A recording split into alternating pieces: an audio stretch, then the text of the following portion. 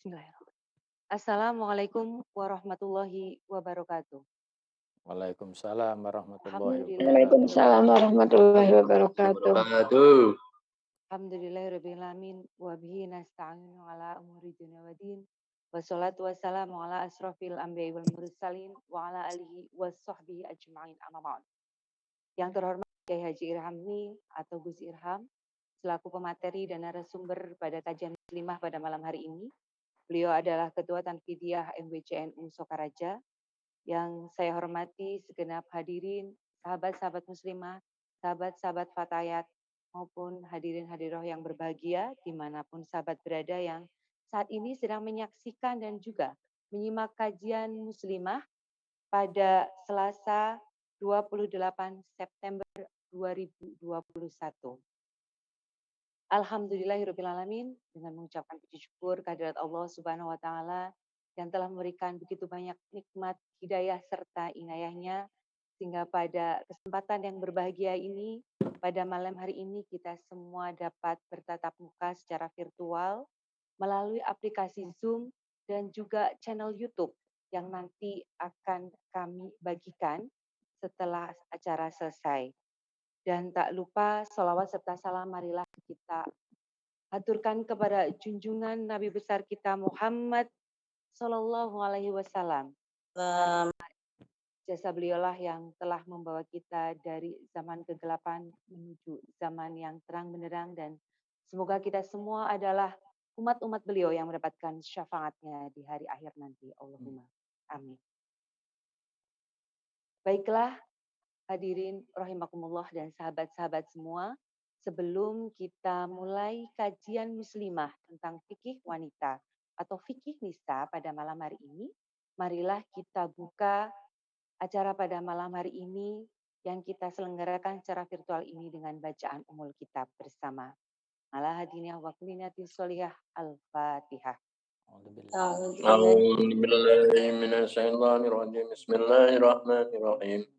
Alhamdulillahi rabbil alamin arrahmanir rahim maliki yaumiddin iyyaka na'budu wa iyyaka nasta'in ihdinas siratal mustaqim siratal ladzina an'amta 'alaihim ghairil maghdubi 'alaihim waladdallin. Rabbi firli wali wali. Alhamdulillahirrahmanirrahim. Terima kasih semuanya yang sudah sudi membacakan umul kitab pada malam hari ini. Semoga dengan dibacakan umul kitab, maka kegiatan atau acara kita pada malam hari ini dapat berjalan dengan lancar, tanpa halangan Amin. atau apapun, dan mendapatkan Amin. ridho dari Allah Subhanahu wa Ta'ala. Amin. Baiklah, para hadirin, sahabat-sahabat semua, karena pengajian-kajian muslimah kita pada malam hari ini tidak hanya sekedar kajian, sahabat-sahabat dan juga para hadirin yang dirahmati Allah bisa menyampaikan pertanyaan nanti melalui kolom komentar yang ada pada aplikasi Zoom. Jadi sahabat-sahabat semua, kami ajak menyaksikan dan menyimak dengan penuh seksama kajian yang sangat penting ini.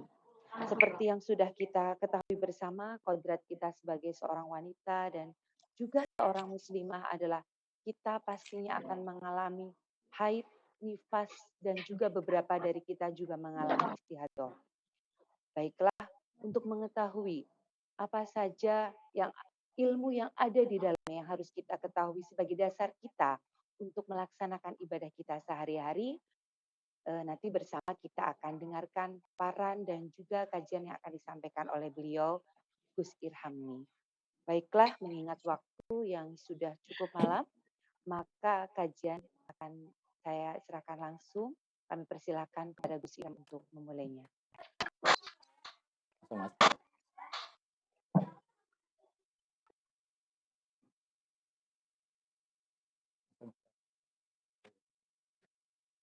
Assalamualaikum.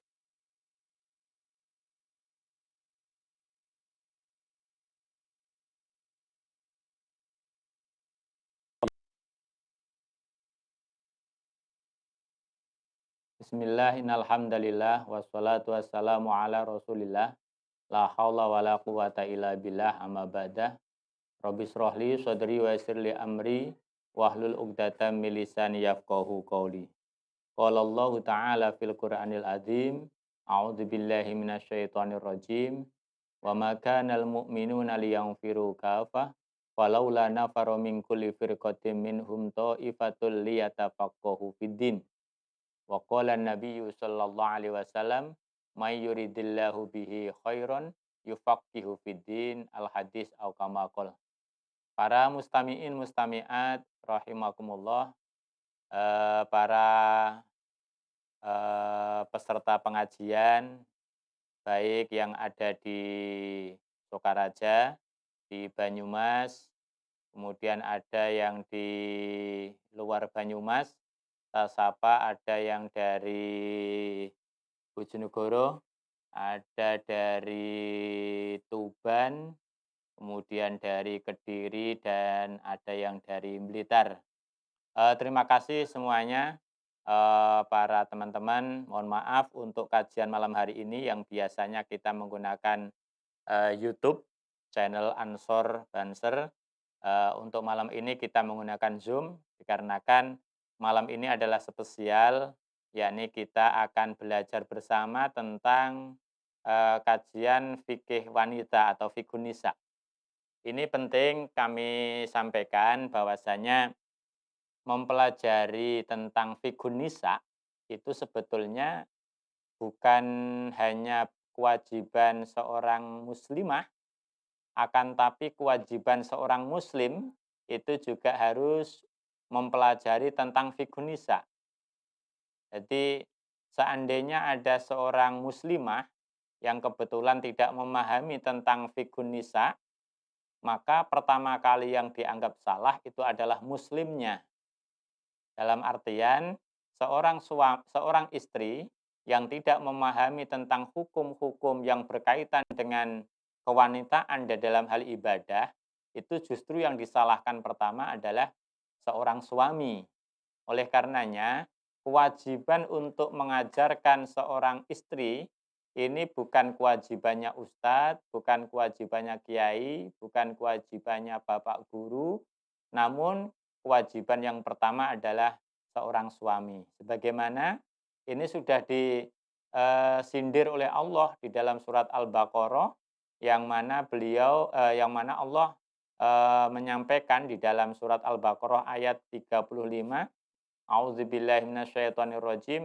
Wa qulna ya Adamu uskun anta wa zaujukal jannata wa kula minha ragadan haitsu syi'tuma wala taqraba hadhihi syajarata fatakuna minadh dhalimin. Ayat ini walaupun toh secara spesifik itu membahas tentang larangan Nabi Adam untuk mendekati buah pohon khuldi, akan tapi coba ketika kita telaah satu persatu ayat atau kalimat, di situ Allah mengatakan wakulna ya Adam. Jadi Allah itu berfirman, ya Adam, hei Adam, uskun, berdiamlah kamu, anta, ini berarti kamu. Padahal di situ, di saat Allah itu memberikan perintah kepada Adam itu, Adam tidak sendirian, Adam sudah ada Hawa. Nah, sudah ada Hawa, akan tapi yang diperintah hanya Adam. Walaupun toh dilanjutkan dengan ayat, ya Adamuskun anta wa zaujuka, dan istrimu. Ini menunjukkan yang memerintah Adam itu Allah, sedangkan yang memerintah Hawa itu adalah Adam. Ini bisa diambil kesimpulan bahwasanya kewajiban seorang laki-laki itu adalah menunjukkan seorang perempuan di mana di dalam hal-hal apapun. Oleh karenanya untuk fikun nisa ini harusnya seorang suami itu memahami tentang fikun nisa. Fikun nisa itu banyak sekali. Jangan beranggapan fikun nisa itu hanya masalah haid, nifas, wiladah, itu tidak. Ya. Semuanya sampai kepada masalah ihdad, masalah nusus, masalah aurat, masalah mawaris, dan sebagainya. Karena memang kudroh seorang perempuan itu ada perbedaan. Ada perbedaan, dan ini harus kita sadari. Karena cikal bakal kita itu juga beda. Nabi Adam itu cikal bakalnya adalah tanah. Sedangkan Hawa itu cikal bakalnya adalah min dil'in. Ya. Dan kebetulan, nah, maka bagaimana seperti ini? Ini orang tua boleh untuk membenarkan bacaan anak tersebut walaupun toh yang dibaca juga Al-Qur'an. Contoh, anaknya lagi mengaji Fatihah, alhamdulillahirabbil alamin, arrahmanirrahim. Ada bacaan yang salah. Kemudian ini si ibu ini boleh membenarkan dengan cara otomatis di saat membenarkan dia membaca Qur'annya ini. Nah, ini diperbolehkan, ya. Diperbolehkan karena niatnya itu bukan niat membaca, akan tapi niatnya adalah membenarkan bacaannya. Kemudian yang kedua itu ngajar. Contoh para guru-guru TPQ, guru ngaji, yang mana di saat itu dia dalam posisi haid, nifas, ini diperbolehkan. Tapi mohon maaf, nanti akan ada catatan, sebab tidak semua tempat-tempat TPQ, tempat-tempat TPA itu di madrasah atau di rumah. Akan tapi masjid, ada yang di Ruhbatul Masjid atau serambi masjid dan sebagainya. Ini nanti harus yang kita bahas ini baru kiroahnya, membaca Qur'annya, bukan tempatnya. Jadi kalau pengajar bagaimana? Boleh kalau dia niat mengajar. Kemudian tablit tabaruk untuk keberkahan. Keberkahan ini maksudnya apa? Ada orang nih membaca, mungkin diberi ijazah. Kalau kamu nanti membaca ibu, kalau saya dulu punya guru Quran, kemudian anak saya mondok di Quran, terus katakanlah sulit untuk menghafal Quran, ini ijazah dari gurunya, itu orang tuanya, khususnya ibunya, itu setiap maghrib itu membaca Fatihah 7 kali. Atau setiap ba'da sholah. Nah, membacanya ini bukan untuk lil kiroah, tetapi membacanya adalah lit tabarruk, untuk mencari keberkahannya. Nah, kalau yang demikian ini bagaimana? Hukumnya diperbolehkan, karena tujuannya adalah lit tabarruk, bukan untuk lil kiroah. Selanjutnya, yang termasuk diharamkan untuk orang yang haid maupun adalah orang yang nifas itu adalah memegang dan membawa mushaf. Jadi memegang mushaf, memegang mushaf. Jadi ini harus kita bedakan nih antara mushaf dengan Al-Qur'an. Kalau yang namanya Al-Qur'an itu adalah sudah susunan, sudah susunan lembaran-lembaran daripada Al-Qur'an.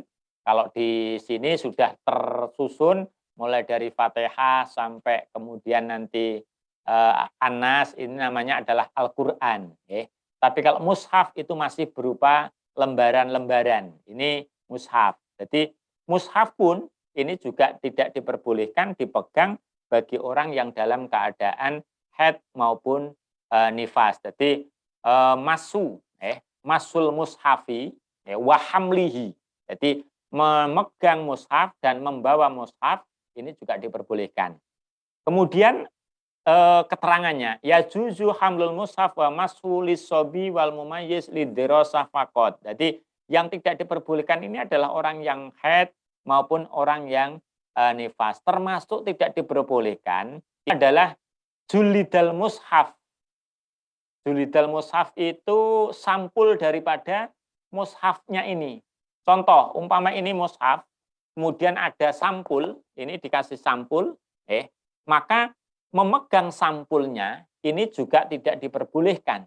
Tidak diperbolehkan. Jadi tidak hanya sampul, bahkan kalau tali yang kemudian tali itu menempel paten di mushaf itu nanti juga tidak diperbolehkan. Maka memegang maupun mushafnya maupun nanti tali temali diperbolehkan. Jadi masul mushaf. Begitu juga dengan hamluhu, membawa. Jadi memegang juga tidak boleh, membawa nanti juga tidak diperbolehkan. Ini mushafnya. Mushafnya ini tidak, yang tidak diperbolehkan yakni tawaf. Tawaf ini juga tidak diperbolehkan, berbeda dengan sa'i. Tawaf karena tawaf itu membutuhkan suci, membutuhkan suci, berbeda dengan sa'i. Allah itu orang perempuan yang dalam posisi dalam posisi haid ketika haji atau umroh itu sa'i mboten masalah, tapi kalau tawaf itu tidak diperbolehkan. Maka di dalam fiqhul hajj, manasikul hajj, ini ada keterangan khusus bagi orang perempuan yang dalam posisi haid atau nifas itu nanti kalau nifas sih kemungkinan kecil ya, karena haji kan selektif banget. Ya, tapi kalau haid ini ada yang besar. Ya. Bagaimana nanti tawaf ifadohnya, karena tawaf dan ketika selesai harus sudah pulang dan sebagainya, bagaimana nih? Nah, itu nanti ada pembahasan tersendiri tentang itu. Kemudian untuk selanjutnya, yang termasuk larangan bagi orang yang itu adalah berdiam di masjid, masjid atau muksu, muksu fil masjid. Orang yang haid maupun nifas ini di masjid, atau bahasa kalau yang lain al-lubsu fil masjid. Wa mislul lubsi at-taraddud. Begitu juga sama seperti halnya lubsu, berdiam di masjid, yakni tarodud. Tarodud itu begini, kalau sebagian ulama mengatakan kalau hanya lewat, ya hanya lewat itu boleh. Tapi kalau tarodud itu lewat bolak-balik, ini namanya. Kalau tarodud ini nanti juga kena hukum yang sama, walaupun toh nanti pengecualian, ya ada pengecualian untuk yang tarodud ini. Tapi kalau yang muksu, yang berdiam, itu otomatis. Untuk yang tarodud, yang mundar-mandir ini, wanita yang sedang dalam ini diperbolehkan untuk mundar-mandir atau tarodud dengan catatan dia safety tentang headnya itu. Dalam artian dia memakai pempes softtek, ya. Jadi tidak khawatir cecer. Nah, di sini bisa kita ambil kesimpulan, kenapa kalau muksu itu dilarang, sedangkan untuk yang lewat itu diperbolehkan. Nah, ini bisa kita ambil kesimpulan bahwasanya kalau lewat, ya, kalau lewat ini netes. Kalau dia betul-betul safety. Akan tapi kalau berdiam, orang namanya berdiam, ini tidak sadar, tidak paham, dan nanti lama-lama ternyata itu istilahnya nanti ada yang menetes. Maka di situ tidak, tapi kalau yang mundar-mandir, kalau orang yang lewat ini diperbolehkan. Kemudian yang selanjutnya, yang termasuk dilarang bagi orang yang haid maupun nifas ini adalah bersetubuh atau istimta, bersenang-senang, baina surah warubah, itu tidak diperbolehkan. Tapi kalau yang istimta, yang bersenang-senang, ini ada walaupun toh sebagian ulama ada yang memperbolehkan asalkan tidak sampai jimatnya. Ini akan tapi jumhurul ulama mengatakan bahwasanya istimta itu nanti tidak diperbolehkan. Ini pemahaman tentang perkara-perkara yang dilarang bagi orang yang haid maupun orang yang nifas. Jadi 8 perkara ini yakni sholat, puasa, membaca Al-Quran, memegang dan membawa mushaf, kemudian tawaf, kemudian berdiam di masjid, mundar-mandir di masjid, jima atau bersetubuh atau hanya beristimta. Ini adalah larangan-larangan bagi orang yang dalam keadaan haid maupun dalam keadaan nifas. Para mustami'in mustami'at rahimakumullah, ini materi yang pertama. Nanti monggo kalau memang ada sesuatu yang kurang paham, nanti bisa kita bahas bersama-sama. Yang kedua, tentang sholat yang wajib dan nifas. Kita fokus kepada haid dulu. Untuk nifas nanti yang lain. Jadi, sholat yang wajib untuk diqodho bagi orang yang haid, baik permulaan haid maupun akhirnya haid. Paham ya? Jadi baik permulaan haid maupun nanti akhirnya haid. Maksudnya apa? Contoh ini. Maka pembagiannya begini. 1, sholat saat datangnya udzur. Udzur itu ada haid, ada nifas. Maka orang yang belum sempat sholat, jadi sudah datangnya udur, sudah haid, telah masuk waktu sholat, sekira cukup menjalankan sholat dengan bersucinya, jadi wudhu atau tayamum atau mandi, maka secepat mungkin tetapi ia belum mengerjakan sholat tersebut. Jadi begini, contoh kasus. Katakanlah duhur itu jam 12. Nah, orang ini sudah orang perempuan ini jam 12 lebih 15 menit. Kira-kira kan 12-15 menit ini kan bisa dibuat untuk mandi, bisa dibuat untuk wudhu, kemudian sholat. Cukup, tapi dia belum sempat sholat. Ini yang biasa nih, ibu-ibu, mbak-mbak ini. Jadi seorang perempuan itu harusnya begini, mbak ibu, seorang perempuan itu harusnya sholat fi awal waktu. Sholat fi awal waktu. Kalau kepingin, loh gimana nanti nggak bisa jamaah umpamanya. Jamaah itu bisa iadah, Mbak. Maksudnya iadah itu begini, panjenengan sudah rutin biasa jamaah dengan suaminya, tapi kebetulan suaminya masih di luar, belum pulang, akan tetapi sudah masuk waktu sholat, udah panjenengan sholat di awal waktu. Nah, nanti ketika suaminya pulang, diajak jamaah oleh suaminya, ya udah ikuti jamaah, itu namanya iadah. Nah, iadah di sini ini diperbolehkan karena apa? Nilai sholat yang pertama dengan nilai sholat yang kedua itu lebih utama. Itu prinsip daripada iadah. Iadah itu diperbolehkan kalau memang tingkatan sholat yang pertama dengan tingkatan sholat yang kedua itu lebih utama tingkatan sholat kedua. Nah, di sini panjenengan yang pertama itu tidak jamaah, berarti kan tingkatannya lebih afdol yang jamaah. Maka yang kedua diajak jamaah, ya udah ikut jamaah. Maka itu diperbolehkan. Daripada nanti panjenengan menunggu suaminya, ternyata tamunya datang, haidnya datang. Ini bagaimana? Besok wajib untuk diqodho. Maka sholat yang wajib diqodho yang pertama itu adalah sholat saat datangnya udzur, tapi belum sempat. Akan tetapi kalau memang nanti kok datangnya tamu ini lebih awal, contoh, duhur jam 12, jam 12.05 menit, ini sudah datangnya tamu haid. Bagaimana?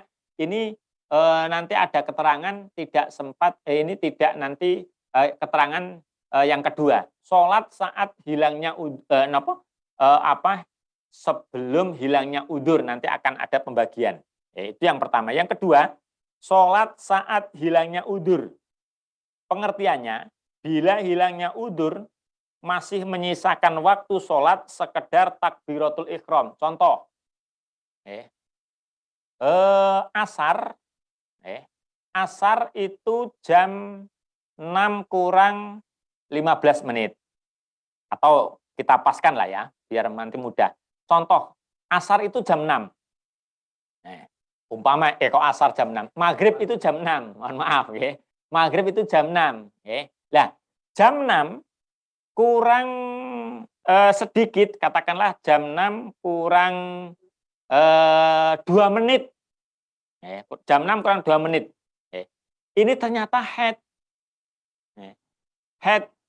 Ini nanti bagaimana? Mohon maaf. Ini keliru pemahamannya.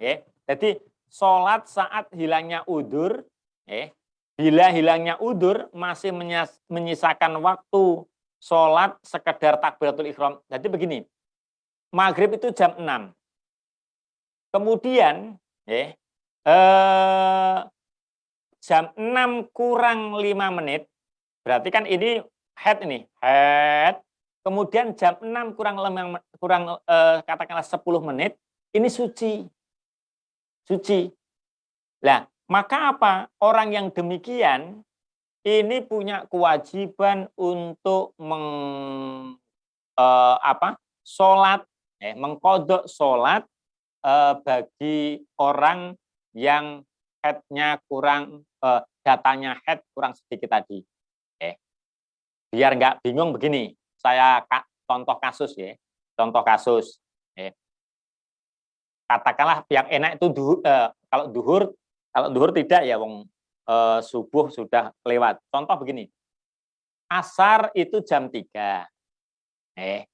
Tapi di waktu duhur orang tersebut ini masih dalam posisi haid. Dalam posisi haid. Kemudian duhur itu masih ada waktu 5 menit. 5 menit. Haidnya mampet. Haidnya mampet. Kemudian ini kan umpama dibuat mandi, dibuat apa kan nggak cukup. Tapi seandainya di waktu itu dibuat takbiratul ihram kan cukup. Maka orang yang demikian ini tetap wajib untuk mengqadha sholat duhur. Wajib mengqadha sholat duhur. Walaupun toh biasanya mandinya asar. Seperti itu. Ini tapi tetap wajib mengqadha sholat duhur. Kemudian yang ketiga, sholat sebelum hilangnya udzur. Maksudnya apa? Sholat yang sebelum hilangnya udzur itu juga wajib diqadha dengan catatan, satu, masih menyisakan waktu sholat sekedar takbiratul ihram. Yang kedua, sholat sebelumnya dapat dijamak. Yang ketiga, udzurnya hilang dalam waktu minimal cukup untuk mengerjakan 2 sholat fardu dan bersucinya. Contoh ini, contoh. Asar itu kurang 15 menit, orang tersebut haidnya mampet. Maka apa? Dia segera mandi. Setelah mandi, kemudian dia wajib sholat. Sholat apa yang dilakukan? 1, sholat asar secara ada, kemudian sholat duhur secara qadha. Kenapa kok duhur qadha dilakukan? Karena antara duhur dengan asar ini wajib, ini boleh untuk dilakukan jamak takhir. Nah, oleh karenanya apa? Orang yang demikian ini wajib melakukan sholat asar secara ada, kemudian duhur secara qadha. Sama, ada orang yang haidnya itu mampete isya jam 8 seperti ini. Sekarang jam 9 kurang 10 menit. Ini kok ada orang yang haid kemudian mampet. Bagaimana caranya? Segera mandi. Jangan nunggu besok pagi. Ini yang terjadi nih. Mampetnya sekarang, mandinya besok. Ini punya hutang dan punya dosa nanti. Kalau mampetnya malam ini ya segera langsung mandi, kemudian sholat. Nah, sholat yang dilakukan apa? 2. 1, yakni sholat isya. Karena kan jam 9 ini kan masih waktunya isya. Maka sholat isya secara ada dan sholat maghrib tadi itu juga diqadai. Kenapa maghrib diqadai? Karena antara maghrib dengan isya itu bisa dijamak. Nanti ada keterangan kenapa hal ini kok sampai terjadi. Apakah ada dasar hadisnya? Nanti ada. Nah, jadi kesimpulannya orang yang dalam keadaan udzur itu sholat apa saja nih yang harus diqadai? 1, sholat yang ditinggalkan di saat orang tersebut awal melakukan haid, awal haid, tetapi dia belum sholat, itu wajib qadha. Kemudian yang kedua, orang yang haidnya sudah mampet, tapi waktunya masih cukup untuk takbiratul ihram, ini wajib diqadha. Yang ketiga, sholat yang bisa untuk dijamak, itu kok mampetnya di waktu yang akhir, maka sholat yang awal itu wajib untuk diqadha. Jadi 3 hal itu. Ini keterangan tentang sholat yang wajib diqadha. Selanjutnya, dalil wajibnya qadha sholat yang bisa dijamak saat suci dari haid. Jadi begini, ada hadis di dalam Musonaf Ibnu Syaibah nomor 7206, itu ada hadis yang menyatakan haddatsana Hasyim an Mughirah wa Ubaidah ahbarahu an Ibrahim wa an Hujjat an Atha wa Syi'bi wa an Abdul Malik wa an Abdul Mulk an Atha fil haid idza taharat qabla ghurubis syamsi sholat ad-duhro wal asro. Wa idza tahurat qoblal fajri sholat al-maghrib wal isya. Ini hadis, bahwasanya diterangkan bahwasanya kalau ada orang dalam posisi haid, idza taharat, ketika suci, qabla ghurubi syamsi, sebelum matahari ini terbenam, sholat ad-duhro wal asro. Maka sholatlah orang perempuan tersebut ad-duhro ing sholat duhur wal asro lan sholat asar.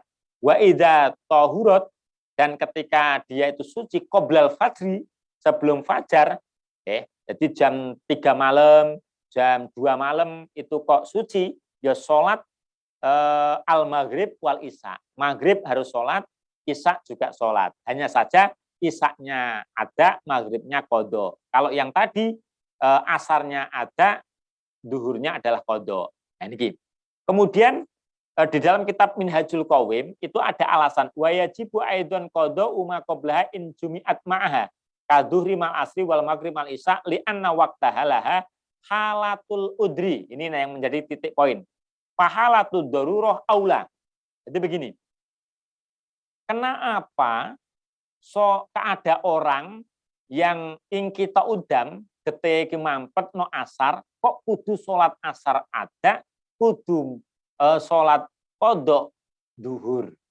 Terus umpama malam, kenapa kalau ada orang yang mampet gede jam 9 malam contohnya, kok wajib ada isya, wajib qadha maghrib? Alasannya di sini adalah li'anna waqtaha laha halatul udri fahalatud darurah aula.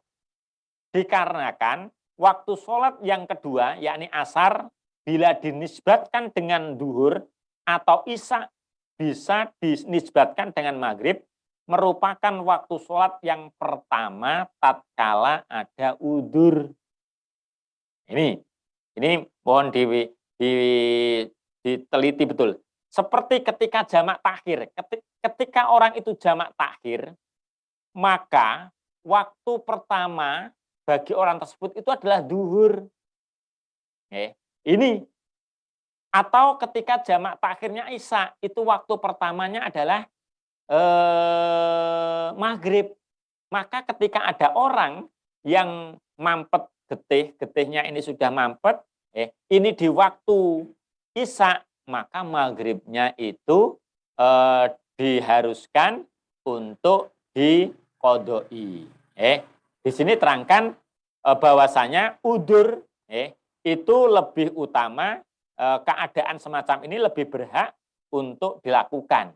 Nah, ini alasan di samping ada hadis yang mengatakan bahwasanya fil haid idza tahurat qabla ghurubi syams salat ad-duhra wal asar wa idza tahurat qabla fajr salat al-maghrib wal isya. Ini hadisnya. Tetapi secara fikih menyatakan bahwasanya karena sholat duhur dan asar itu adalah merupakan waktunya asar itu merupakan waktu udzur bagi sholat duhur, yakni ketika musafir itu kan waktu udzur. Maka ketika melakukan jamak takhir kan dilakukan di waktu asar. Maka ketika ada orang yang haid kok ingkitok di waktu asar, itu diibaratkan seperti halnya dengan orang yang dalam keadaan musafir. Itu seperti itu.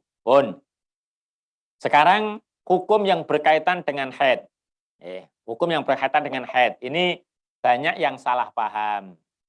Banyak yang salah paham bagaimana nih ketika dalam keadaan haid kemudian memotong kuku atau memotong rambut. Ada yang sampai khawatir rambutnya diwadahi, kukunya diwadahi, engko didusi, ikut dimandikan, dan lain sebagainya. Ini harus kita pahami secara ilmiah.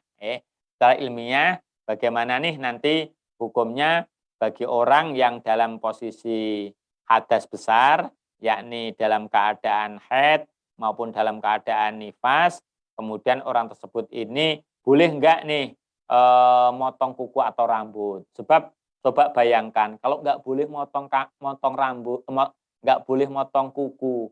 Ini kalau orang nifas, Orang nifas itu kan yang terlama kan 60 hari. Bayangkan ini ya. 60 hari kukune ra diketoki, bojone ra gelem nyedek nggih.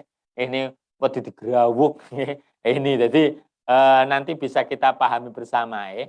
Bersama. Jadi begini. Ada keterangan dari Imam Nawawi, Syekh Nawawi Al-Bantani itu dalam kitab Nihayatuz Zen, beliau mengatakan waman lazimahu ghuslun yusannu lahu alla yuzila syai'an min badanihi walau daman au sya'ron au dufron hatta yaghtasila li'anna kulla juz'in ya'udu lahu fil akhirah falau azalahu qoblal ghusli ada alaihi al-hadas al-akbar tabkitan lisahsi. Jadi begini, barang siapa yang wajib mandi, berarti dalam keadaan haid atau nifas, maka atau orang laki-laki junub, maka agar tidak menghilangkan satu pun dari anggota badannya, walau hanya berupa darah, atau kuku, atau rambut, hingga dia mandi. Alasannya apa? Menurut Syekh Nawawi Al-Bantani, semua anggota badan akan kembali kepadanya di akhirat. Jika dia menghilangkannya sebelum mandi, maka hadas besar akan kembali kepadanya sebagai teguran kepadanya. Ini kita pahami yang awal dulu. Yang kita pahami pertama, bahasanya adalah yusannu. Kalau di dalam hukum agama, kalau sunnah itu lawannya adalah makruh. Berarti kalau ada kata sunnah seandainya dilanggar, dalam arti tidak dilakukan, itu tidak sampai jatuh kepada keharuman. Akan tapi hanya makruhnya nanti. Sama ketika nanti ada hukum, ini hukumnya makruh. Berarti ketika nanti dilakukan, maka orang ini akan meninggalkan kesunahannya. Berbeda dengan sebuah kewajiban. Kalau ini hukumnya wajib, ini wajib hukumnya. Kok ditinggalkan, maka menjadi berdosa. Atau sebaliknya, ini haram dilakukan, kok maka dia berdosa. Ini harus kita pahami. Nah, sekarang berarti kesimpulannya, orang yang dalam keadaan haid atau nifas itu sebetulnya boleh untuk menghilangkan atau memotong kuku atau rambut. Akan tetapi kalau memungkinkan untuk tidak memotong rambut atau memotong kuku, alangkah baiknya untuk tidak menghilangkan sebagian anggota badannya. Karena menurut sebagian ulama, bahwasanya anggota badan yang terlepas dengan sengaja ini besok akan dikembalikan di akhirat dalam keadaan tidak suci. Ya malu dong. Kan seperti itu. Kita kan malu. Ini biyen ki dalam keadaan seperti itu. Akan tetapi mohon maaf, masalah ini didebat oleh sebagian ulama. Ini kan didukung oleh Imam Ghazali, didukung di dalam kitab Ihya-nya. Akan tapi sebagian ulama mendebat tidak seperti itu. Silahkan orang perempuan itu ketika mau memotong rambutnya, memotong kuku, ya monggo. Ini pilihan, Mbak. Pilihan ibu-ibu. Jadi fikih itu kan ijtihadi. Ijtihadi itu kan sebuah ikhtiar, sebuah usaha. Maka kalau sebuah ijtihadi, sebuah usaha itu ada pilihan, itu memudahkan. Jadi jangan sampai kita itu sibuk sisiran, rambutnya protol, nyimpen ki luar biasa, iki engko tak elokne didusi, dan sebagainya. Tidak perlu seperti itu, apalagi tidak ada unsur kesengajaan untuk menghilangkan anggota badan. Jadi nggak masalah sebetulnya, tapi alangkah baiknya di saat orang itu dalam keadaan haid maupun nifas itu tidak menghilangkan anggota badannya. Itu seperti itu. Selanjutnya tentang hukum daripada ustadzah. Lanjut, Mas. Hukum daripada ustadzah ini mengaji Terus. Ustadzah sedang haid, bolehkah memegang atau mengajarkan kitab Iqra, Qiraati, Yambu'a, apalagi nih. Kalau di Blitar ada An-Nahdiyah, di Kediri itu juga ada An-Nahdiyah, itu karena An-Nahdiyah itu sumbernya di Tulungagung. Sekarang kemarin saya melihat di grup WA itu sudah masuk ke daerah Karanglewas. Itu alhamdulillah karena sistem An-Nahdiyah itu bagus. Apalagi kalau dibuat kalangan-kalangan Nahdiyin, itu harusnya menggunakan yang An-Nahdiyah ini. Jadi itu ngajar Iqra semacam qiraati, akan tapi pakai ketukan. Ketukan Bismillahirrahmanirrahim. Itu kemarin saya melihat di Karanglewas itu sudah mengadakan, itu sumbernya dari Tulungagung itu. Nah, sekarang kita bahas bagaimana nih bagi orang ustadzah, karena rata-rata pengajar TPG itu rata-rata adalah mbak-mbak atau ibu-ibu. Kalau mas-mas atau bapak kon ngajar TPG santri nih sing ora betah nggih, ora sabar. Ini. Nah, bagaimana ini hukumnya seorang perempuan yang mengajar TPG, mengajar TPA, kemudian membaca Iqra, membaca qiraati, padahal Iqra atau qiraati itu kalau yang sudah kesini-sini itu kan banyak ayat-ayat Al-Quran, atau contoh-contohnya juga banyak Al-Quran. Maka yang demikian ini ada di dalam kitab Hasyiah Al-Bajuri dikatakan warobi masul mushaf wa huwa ismun lil maktub min kalamillah bainad daftaini wa hamluhu illa idza khafat alaihi qauluhu wa huwa ay al mushaf wa qauluhu ismun lil maktub min kalamillah bainad daftaini ay baina daftai dan au lauhan.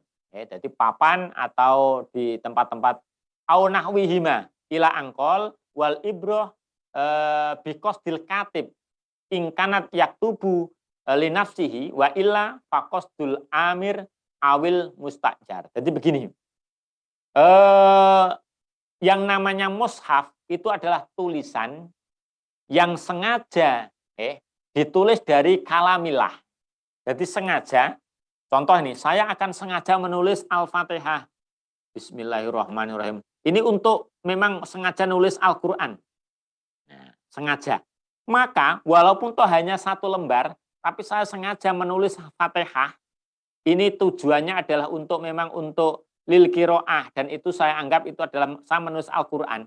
Maka yang demikian ini tidak diperbolehkan dipegang oleh orang yang dalam keadaan hadas. Tidak diperbolehkan. Apalagi hadas besar, hadas kecil pun juga diperbolehkan. Tetapi kalau ada orang yang menulis, contoh Maliki Yaumiddin, itu ditulis di qiraati atau di Iqra. Tapi tujuannya ini adalah untuk mengajar. Saya nulis ini. Saya contohkan di sini. Tulis di sini. Ini saya nulis di sini di papan ini. Ini saya tulis Alhamdulillahirabbil alamin. Tapi niat saya nulis ini, niatnya ini adalah untuk di depan ada anak-anak. Saya contoh ini tajwidnya begini, ini tajwid begini.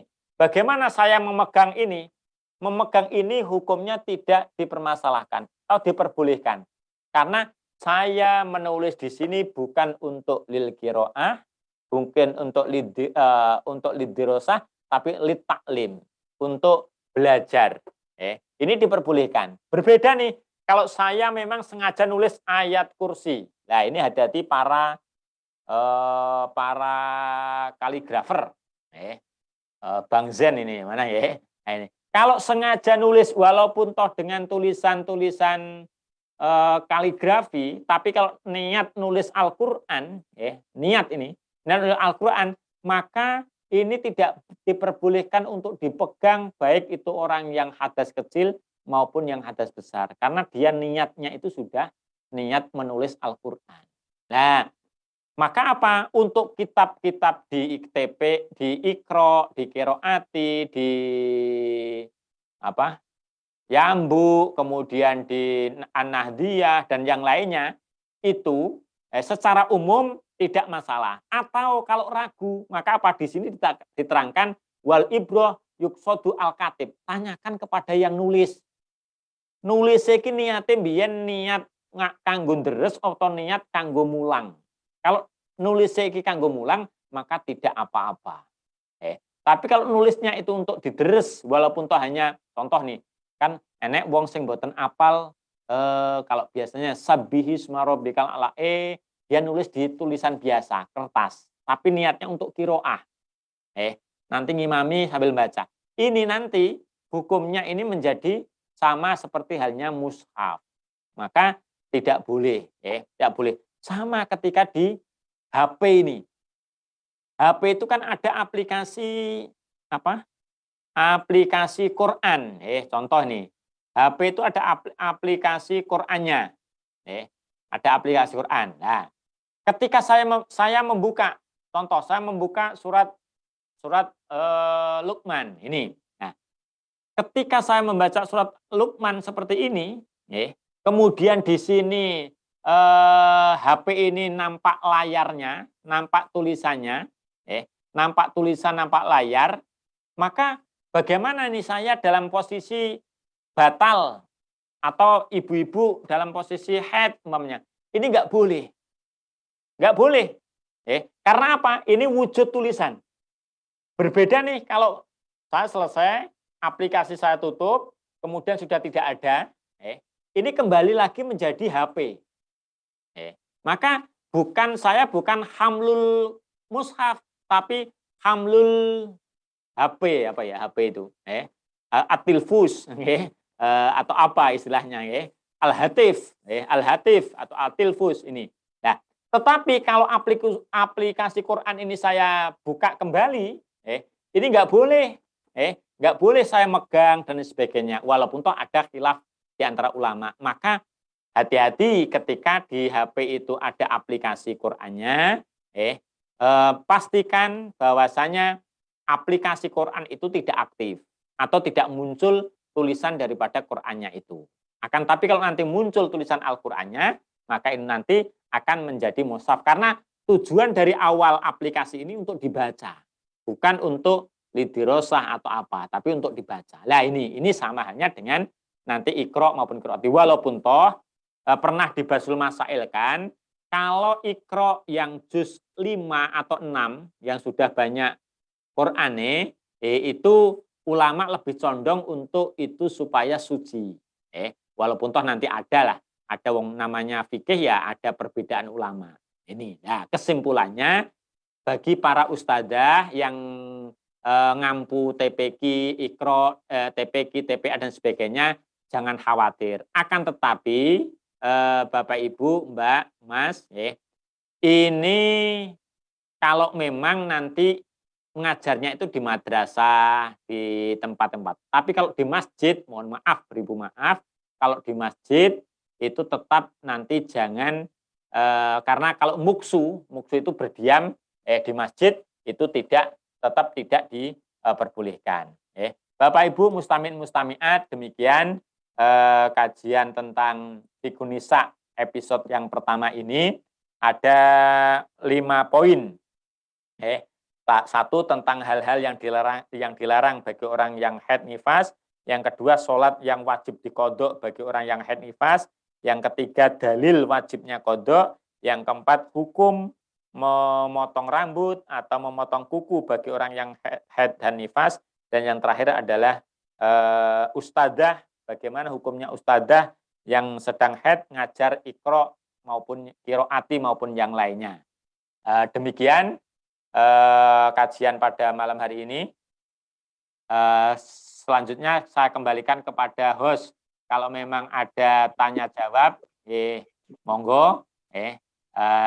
Kalau memang ada yang chatting, kalau nanti ada yang langsung ya silahkan. Monggo, kembalikan. Ya, terima kasih banyak Gus Irham untuk paparannya pada malam hari ini.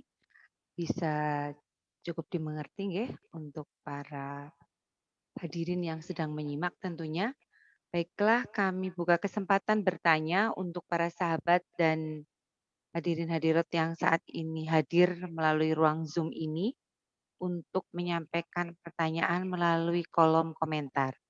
Baik Gus, di sini saya sudah menemukan satu pertanyaan di kolom komen dari Bapak atau sahabat ini ya, Arif Wahid Rawasala. Apakah wanita yang keguguran tergolong nifas? Di manakah batasannya? Apakah mulai dari positif hamil atau ketika usia kandungan 4 bulan? Gitu Gus. Apakah wanita yang keguguran itu masuk golongan nifas, sudah nifas begitu nggih? Kemudian di manakah batasannya? Saat dia nifas itu dimulai dari dia positif hamil atau ketika usia kandungan 4 bulan gitu. Terima kasih. Langsung dijawab nih ya. Nggih. Terima kasih.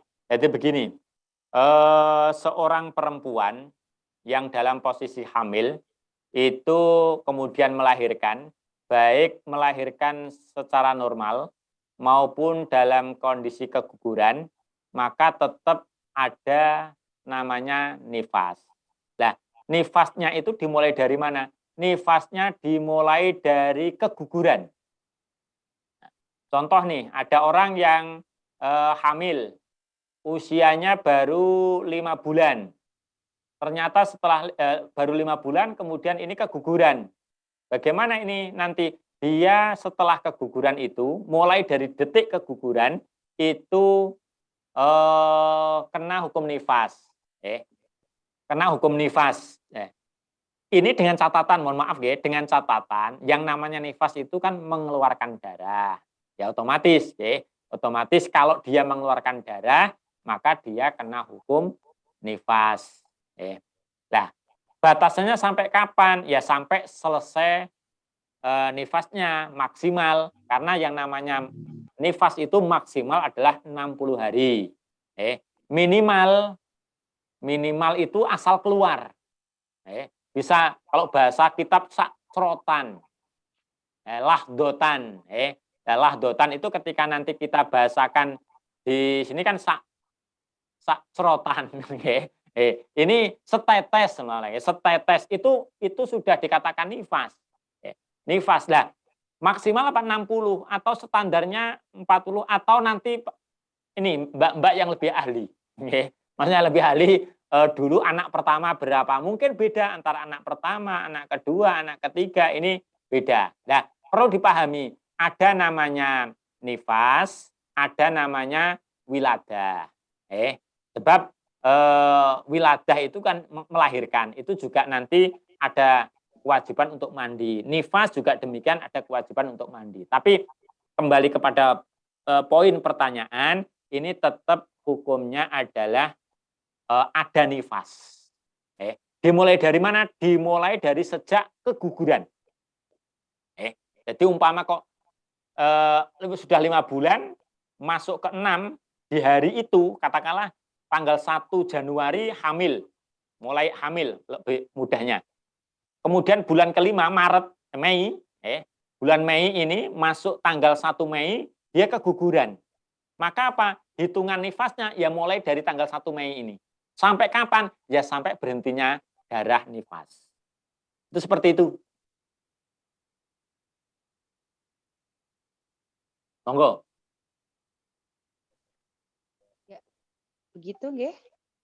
Tadi pertanyaan dari Bapak Wahid terkait dengan hukum nifas bagi wanita yang mengalami keguguran.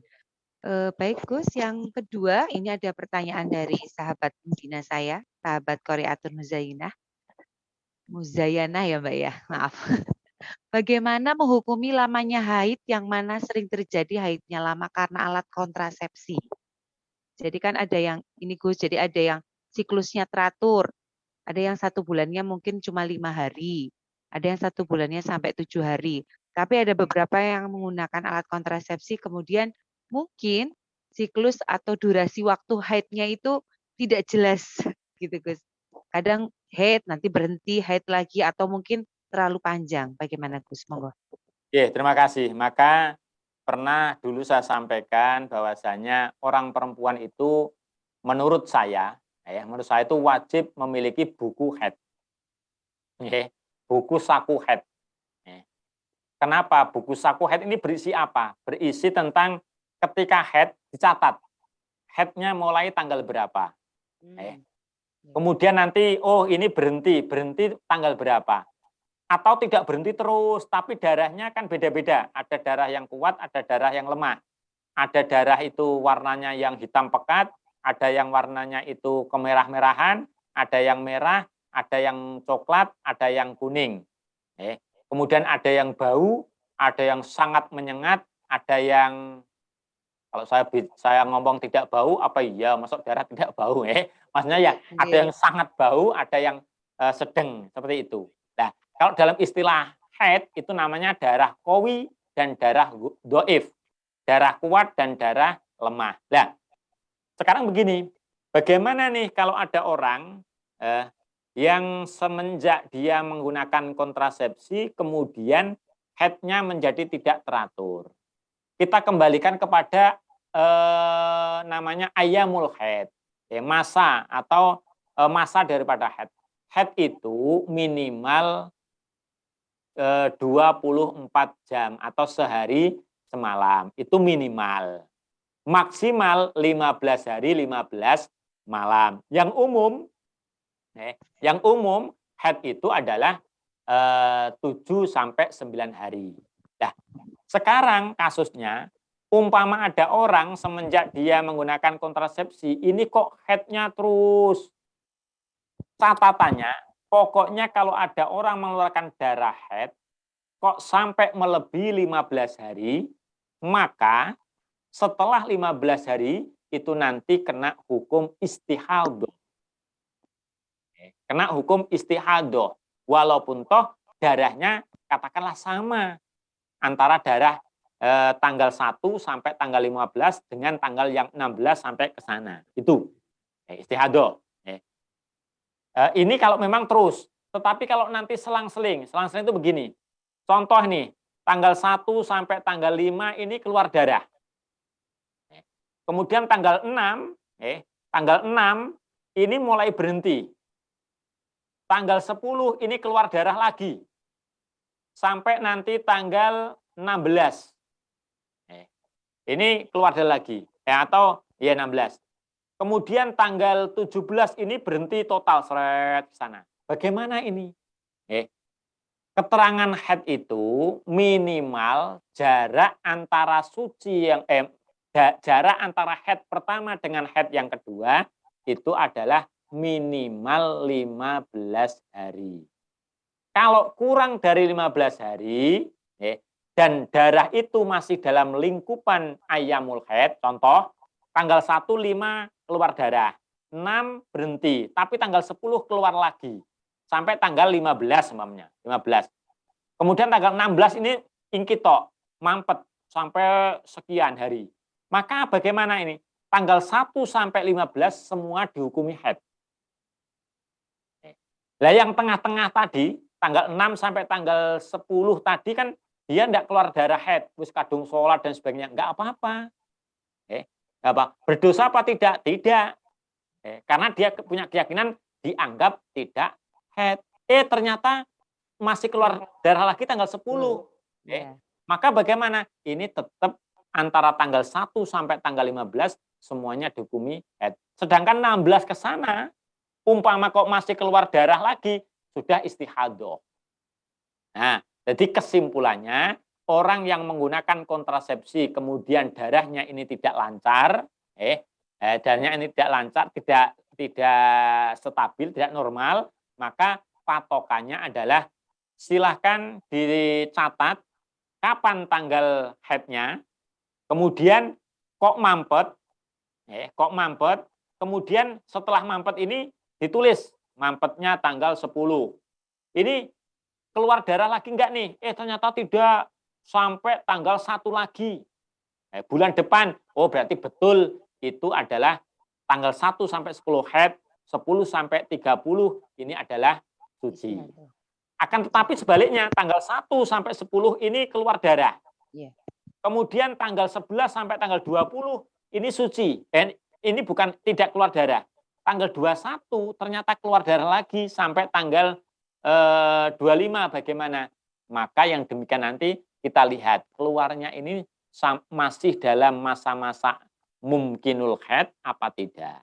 Terus sucinya ini ada 15 hari atau tidak. Itu harus punya buku catatan haid. Sebab kalau tidak, nanti tidak akan bisa membedakan. Nanti persepsinya juga, pokoknya anulah, ora teratur. Ketika ditanya ora teraturnya kepriwe. Lah pokoknya ora teratur. Berarti ini PR lagi. Ini PR lagi Gus Irham untuk MWC. Mungkin untuk Gus Irham menerbitkan buku saku haid. Terobosan untuk MWC NU Sokaraja barangkali bisa menerbitkan buku saku haid karena tadi di awal paparan kan Gus Irham menyampaikan bahwa tanggung jawab mengetahui tentang haid nifas itu bukan hanya tanggung jawab perempuan atau istri akan tetapi juga tanggung jawab suami atau bapak-bapak. Jadi MWC punya kewajiban untuk mengeluarkan buku saku biar nanti bisa diterbitkan di Fatayat atau muslimat yang usianya masih muda. Insya Allah MWC punya program itu dan program itu diserahkan ke Fatayat. Alhamdulillah, siap. Nanti sahabat ketua Fatayat siap ya, ini sahabat Tati Rawati. Oke. Ya, baik Gus, kita langsung ke pertanyaan berikutnya. Ini dari sahabat Ansor Sokerja Kulon kalau tidak salah, sahabat Muhammad Yusri menyampaikan bagaimana baiknya seseorang wanita mensikapi ketika suci dari haid atau sejenisnya, kondisi sedang bekerja di kantor atau sejenisnya, misal jam 10 pagi, apakah diperkenankan mandinya setelah pulang? Jadi kan tadi Gus Ira menyampaikan kalau kita sudah dalam kondisi suci, mampet begitu nggih, harus serta-merta gitu atau saat itu juga mandi karena nanti bisa memasuki waktu sholat atau nanti malah terlewat waktu sholatnya.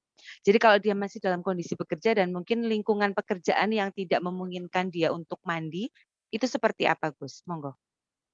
Terima kasih. Ini ada dua kemungkinan. Contoh, mampetnya itu jam 10. Kalau mampetnya jam 10, sebetulnya dia kan masih ada waktu nih. Biasanya apapun bentuk kantornya, saya kira kok sepengetahuan saya jam 12 ya istirahat. Ya. Nah, jam 10 dia kan tidak punya kewajiban apa-apa. Contoh nih, walaupun toh di rumah, umpama jam 10 dia langsung mandi, itu kan tidak kewajiban mengkodok subuh. Karena apa? Subuh itu sholat yang tidak ada duanya, dalam arti tidak ada gandengannya. Berbeda nanti, ya. Berbeda nanti ketika, mohon maaf, ternyata mampetnya darah ini di waktu duhur, di waktu asar. Itu pun orang kerja ya wis bali. Itu sebetulnya seperti itu. Tapi di balik itu semua, kalau memungkinkan untuk segera mandi, segera untuk mandi. Mohon maaf, Pak. Mohon maaf sekali lagi, termasuk orang yang dalam keadaan hadas besar itu adalah dijauhi dari malaikat rahmat. Maka secara psikologis orang yang dalam keadaan haid itu temperamen, emosinya dur, stabil ya Gus ya, sensitif. Ya karena apa? Karena yang berada di samping kanan kiri ini bukan malaikat rahmatnya. Tapi ini yang lain gitu loh, ya. Oh begitu. Jadi terjawab kenapa kalau wanita haid atau awal-awal menstruasi itu pembawaannya lebih mudah emosi, lebih mudah marah itu karena tidak ada malaikat rahmat. Ya itu diantaranya ya, diantaranya. Maka sebisa mungkin ketika itu ingkito atau mampet ya sebisa mungkin segera untuk bersuci ya. Itu apalagi kalau waktu-waktu yang harus melakukan sholat itu hubungannya nanti dengan kewajiban. Seperti itu. Oke. Baik Gus, berikutnya dari Bapak Iwan Fathur Rohman kayaknya. Bertanya bahwa istri beliau rambutnya sangat rontok, kadang sangat susah mengumpulkan rambutnya. Bagaimana mandi wajibnya karena tidak bisa mengumpulkan rambutnya yang rontok? Tadi sepertinya sudah dijelaskan ya Gus ya. Monggo diulang lagi Gus supaya Oke, lebih terima jelas kasih. Sekilas terkait rambut rontok. Ya. kami sampaikan bahwasanya rambut rontok itu kan tidak ada unsur kesengajaan. Maka hukum bagaimana merontokkan, ini bukan merontokkan ya, rontok ya. Iya. Rontok itu tidak kena hukum makruh. Yang makruh itu kalau sengaja merontokkan, itu makruh. Akan tetapi, apakah nanti rambutnya harus sebetulnya tidak ada kewajiban seperti itu. Jadi rambut, kuku itu tidak ada kewajiban untuk itu. Lah nanti katanya tadi kan ada keterangan besok akan dikembalikan dengan wujud aslinya. Itu kan tadi sudah dibantah oleh sebagian ulama. Sebagian ulama mengatakan ya tidak demikian. Yang wajib dibasuh itu adalah tempat bekas terpisahnya anggota. Contoh ini, kita motong kuku itu kan ada nih bekasnya yang 1 cm dipotong lain. Ini bekas ini yang wajib dibasuh.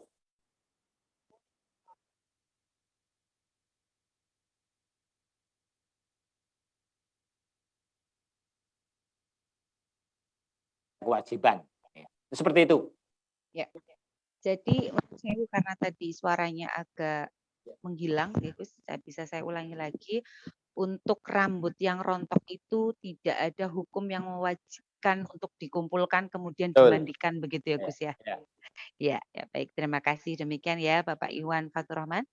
Baik Gus, yang berikutnya seperti tadi juga sudah kita bahas yaitu dari Ibu Lilis tentang apabila seorang wanita mampir darah, mungkin masih ada darah begitu pada malam hari jam 9, akan tetapi tidak langsung bersuci karena mandi keramas malam-malam katanya pusing Gus, jadi sakit.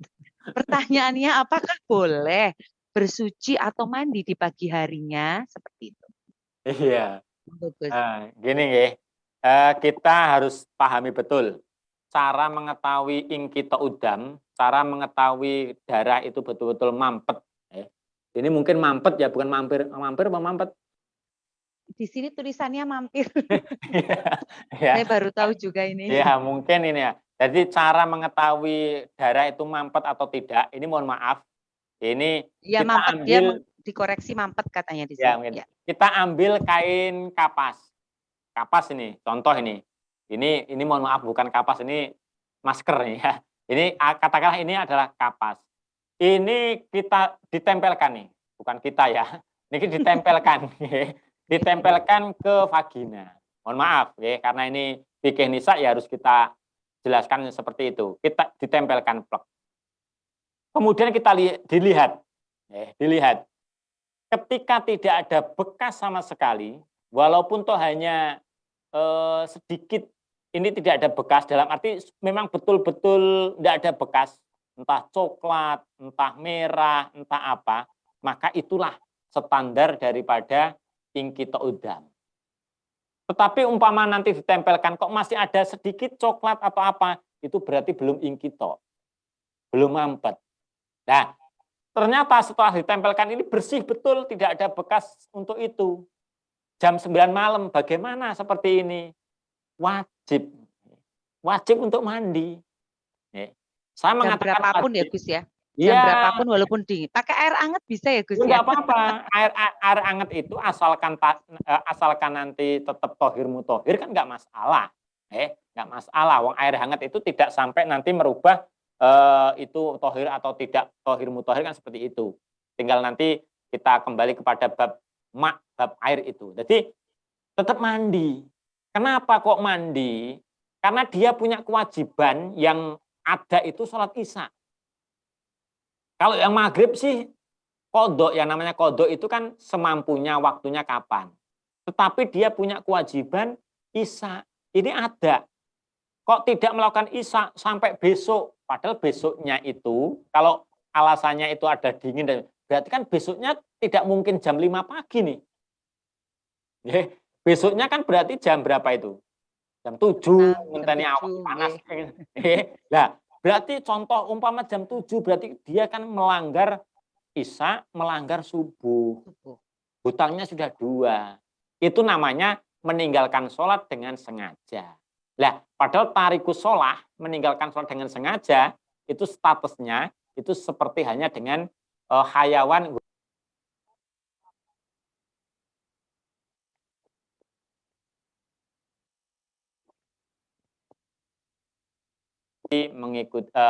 melakukan hal-hal yang menjadi kewajiban sholatnya bagaimana seperti keterangan tadi. Seperti itu Mbak Jati. Oke, terima kasih. Jadi kesimpulannya untuk pertanyaan tadi adalah apapun situasi dan kondisinya manakala seorang muslimah sudah berhenti haidnya secara utuh begitu nggih Gus, sudah selesai seutuhnya maka harus disegerakan untuk segera bersuci karena dikhawatirkan nanti melewati waktu sholat. Baik Gus, ini pertanyaan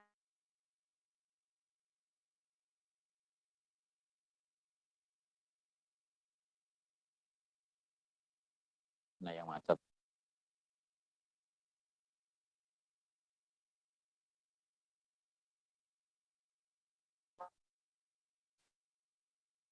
Diulang Mbak, mohon maaf di sini ada oh makam jadi begini.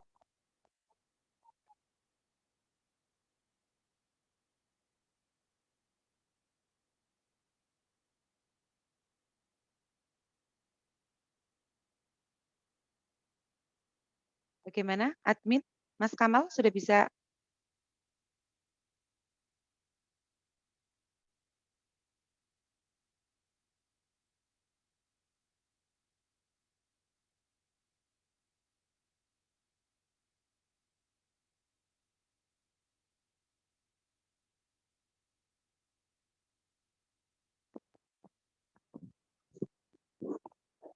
mohon maaf Gus, jangan disampaikan dulu jawabannya karena ini belum ada suara yang bisa masuk.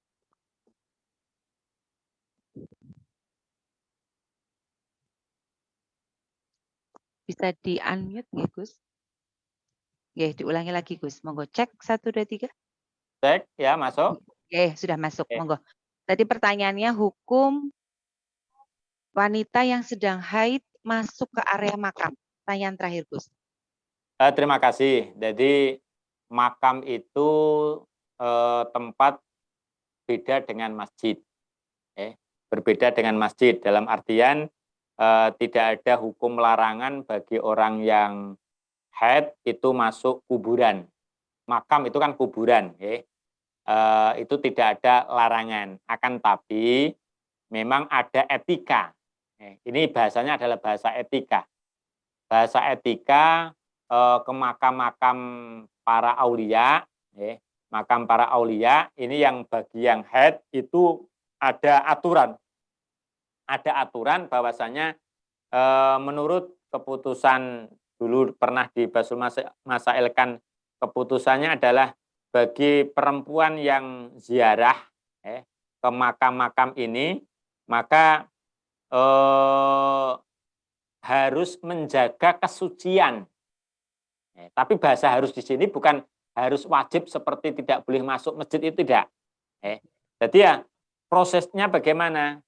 Prosesnya orang perempuan tersebut ya pakai mohon maaf pembalut biar nanti tidak sampai mengotori makam dan lain sebagainya. Terlepas dari mohon maaf hukum daripada orang perempuan ziarah ini kan terjadi perdebatan gitu debatan. Tapi kesimpulannya adalah orang yang dalam keadaan haid kemudian ingin ziarah ini sebetulnya tidak ada larangan yang pasti, hanya etikanya supaya menjaga kemuliaan atau kebersihan dari makom tersebut. Jadi berbeda dengan masjid.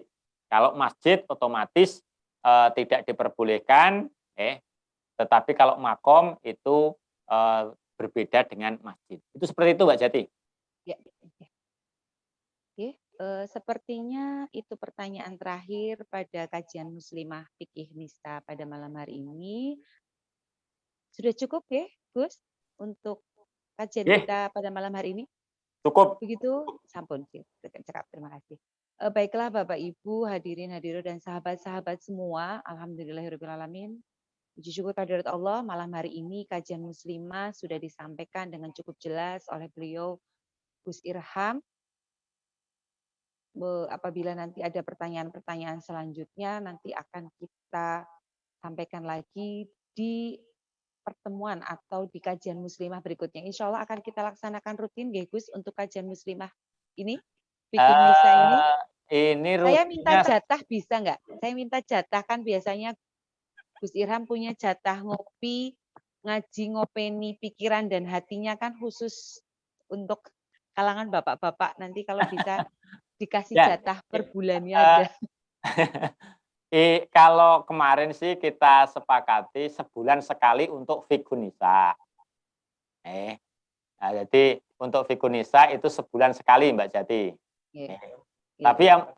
ya monggo itu kita nanti kita kondisikan dengan yang lain. Iya, Yang iya. lain nanti bagaimana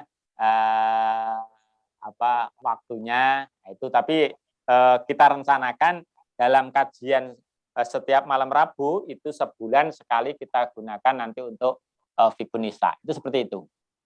Iya, terima kasih. Dan mohon maaf, saya lupa ada masukan dari para mustami'in, mustami'at.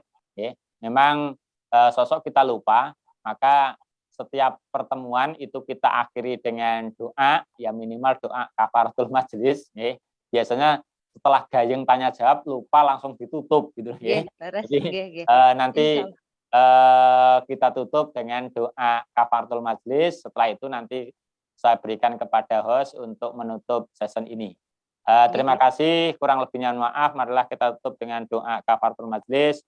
Subhanakallahumma wa bihamdika asyhadu an la ilaha illa anta astaghfiruka wa atubu ilaik. Wallahul muwaffiq ila aqwamit thoriq. Wassalamualaikum warahmatullahi wabarakatuh. Saya kembalikan ke host. Monggo Mbak Jati. Waalaikumsalam warahmatullahi wabarakatuh. Terima kasih kepada Gus Irham yang sudah menyampaikan banyak sekali ilmunya pada malam hari ini terkait dengan fikih nisa untuk kita para muslimah dan juga bapak-bapak yang punya muslimah tentunya, nggih. Karena ternyata banyak hal yang harus kita ketahui agar ibadah yang kita laksanakan sehari-hari itu diterima oleh Allah Subhanahu wa taala dan tidak terkendala dengan hal-hal yang sebenarnya menjadi suatu hal yang prinsip, akan tetapi karena kita kadang malas mengaji atau kadang mungkin karena ketidaktahuan kita sehingga kita tidak mengerti. Baiklah Bapak Ibu, hadirin hadirat dan seluruh sahabat-sahabat yang sudah menjadi peserta di room Zoom kami pada malam hari ini, saya ucapkan terima kasih banyak yang sebesar-besarnya dan mohon maaf apabila banyak sekali kekurangan dan kesalahan dalam saya memandu acara pada kesempatan malam hari ini. Semoga kita diberikan umur panjang yang manfaat dan barokah dan berjumpa kembali pada kajian muslimah berikutnya. Marilah kita tutup pertemuan virtual kita ini dengan bacaan hamdalah bersama-sama. Terima kasih, mohon maaf. Sekali lagi, wallahul muwaffiq ila aqwamit thoriq. Wassalamualaikum warahmatullahi wabarakatuh.